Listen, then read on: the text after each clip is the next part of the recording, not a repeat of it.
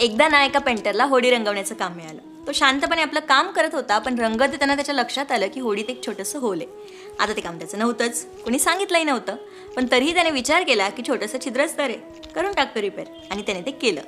काम संपलं, त्याने त्याचे पैसे घेतले आणि निघून गेला. पण दुसऱ्या दिवशी होडीचा मालक त्याच्याकडे परत आला आणि त्याच्या हातात एक मोठा चेक दिला.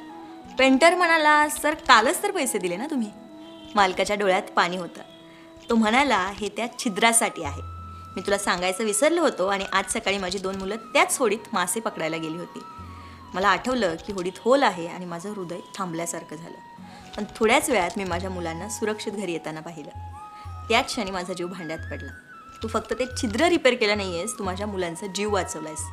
आणि त्याची किंमत करावी एवढा मी श्रीमंत नाही, पण तरी हा चेक घे. कधी कधी आपण केलेली छोटी गोष्ट खूप मोठा परिणाम करते. आता ती छोटी गोष्ट चांगला परिणाम करेल की वाईट, हे आपल्याच हातात असतं, हो ना?